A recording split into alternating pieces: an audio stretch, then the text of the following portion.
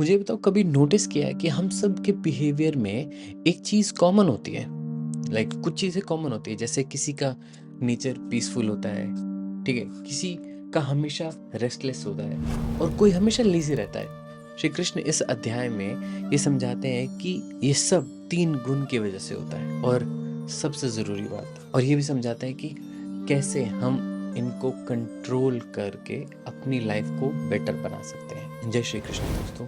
Verse 1 से लेकर 9 में श्री कृष्ण कहते हैं कि अर्जुन, ये प्रकृति 3 गुणों से बनी है, सत्व, राजस और तमस।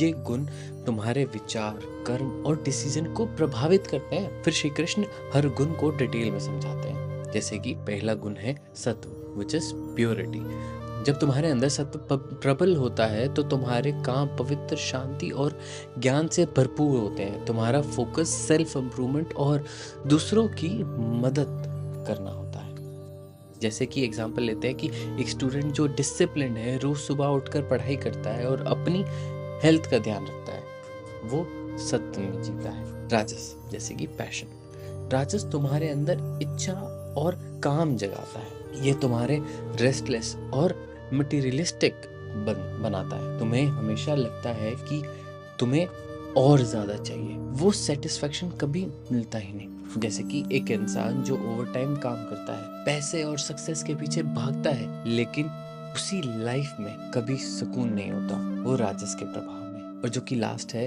तमस, इग्नोरेंस। तमस तुम्हारे अंदर आलस, अंधकार और गलत दिशा में खिंचाव लाता है।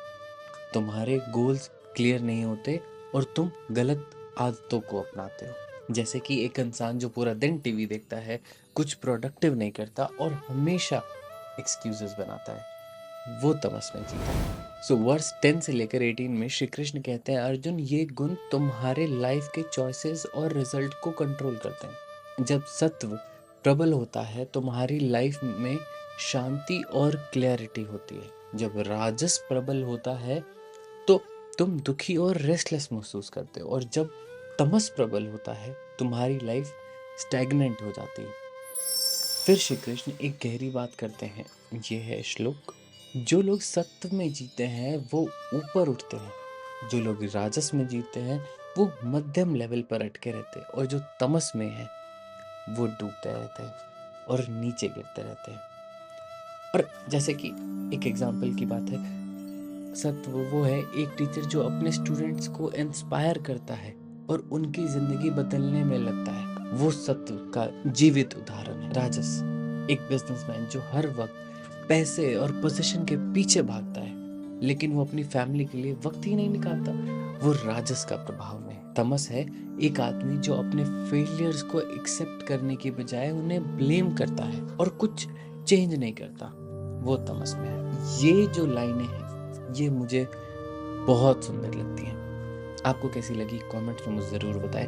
अगला वर्स 19 से 26 में श्री कृष्ण कहते हैं, अर्जुन, जो व्यक्ति इन गुण के प्रभाव को समझकर उनसे ऊपर उठता है वही सच्चे सुख और शांति को प्राप्त करता है। उस व्यक्ति का जीवन स्थिर और आनंद में होता है। फिर उन्होंने कहा ये श्लोक, जो व्यक्ति गुणों को पार कर लेता है वो जन्म मृत्यु के चक्र से मुक्ति पा लेता है और परम आनंद को अनुभव करता है। श्री कृष्ण एक जरूरी पॉइंट पर जोर देते हैं, तुम्हारे जीवन का गोल सिर्फ सत्व को बढ़ाना नहीं है, बल्कि इन सब गुण से ऊपर उठकर अपनी डिवाइन शक्ति को समझना है। जैसे कि एक मोंक किसी भी सिचुएशन में शांत और न्यूट्रल रहता है, वो इन गुणों से बहुत ऊपर है। और फिर श्री कृष्ण एक अल्टीमेट रहस्य बताते हैं कि कैसे तुम अपने अंदर के